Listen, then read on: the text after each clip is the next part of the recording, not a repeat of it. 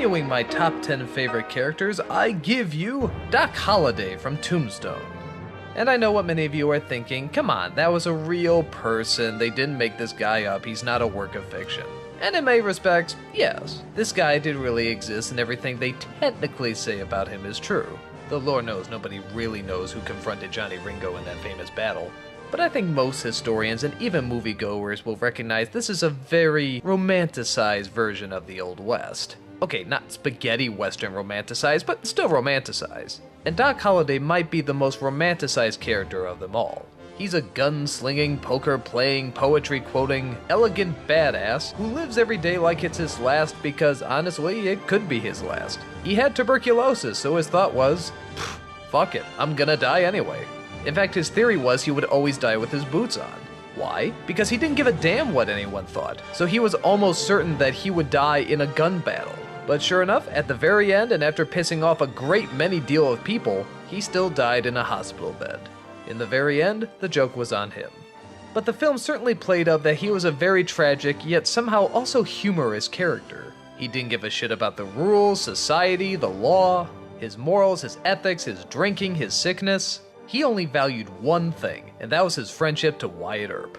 Wyatt Earp was considered by many people a good man, and certainly one of the best lawmen who ever lived. And the fact that he would show someone that everybody has given up on the time of day definitely meant a lot to Doc. So, anything Wyatt wanted to do, even if it was to take down the entire cowboy gang all across the West, he would go for it. Even if it meant teaming up with Merle from The Walking Dead to do it. No, seriously, that's Merle. Every time I saw Walking Dead, I'm like, hey, that's the guy from Tombstone, wow! But I digress. The Doc Holliday in this version was probably a little bit more eloquent and romantic than the real was. I mean, obviously, I never met the guy, but from the descriptions, he was a little bit more hardcore, in that you wouldn't hear quite as much poetry from him.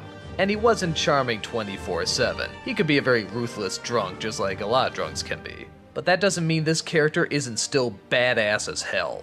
He's intelligent and wise, yet still walks down that thin line of the law. Sometimes a good guy, sometimes a bad guy, he just plays it by ear.